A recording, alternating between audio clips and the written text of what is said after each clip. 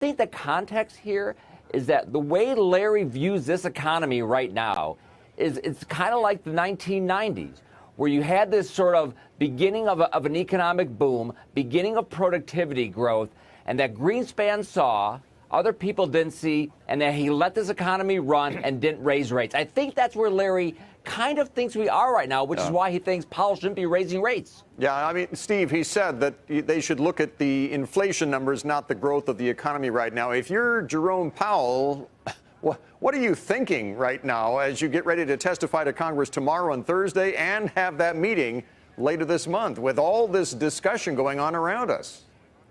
Well, isn't it ironic that 6 months ago they were raising rates, now we're talking about cutting them, and the Conference Board projects that we should have a couple of rate cuts here as the growth in the economy tends to slow towards the end of the year. We don't think it's going to happen this month, however. But that says to me, you know, you go from raising rates to cutting rates, we're really just right. I mean, this is a Goldilocks economy. You're in the longest expansion in history. You've got unemployment at 50-year lows. You've got inflation well under control. You've got growth in wages. You've got investment going on, consumer confidence at 18-year highs. It doesn't get any better than this. The only spot that you need to watch is CEO confidence.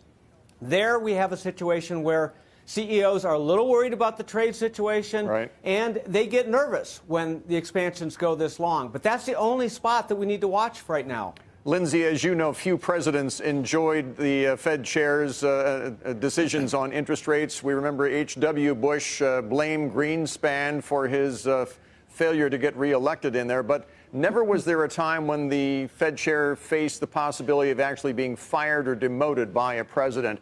How does that impact monetary policy, do you think, right now, if at all?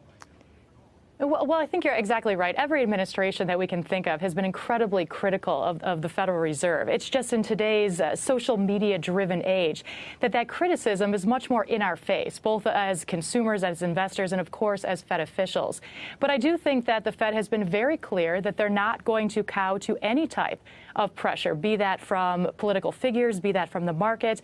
They're going to take a longer-term view of how the economy is doing and how the economy is expected to do over the coming 6 to 12 months, and that's what's going to drive policy. So right now, the chairman is going to take every opportunity to try and walk back the market's expectations, because if we look at what the Fed told us in June, the majority of Fed officials still see rates unchanged through the end of the year, right, which is a stark contrast to what the market is looking for, that immediate rate cut in just a couple weeks' time at the July FOMC meeting.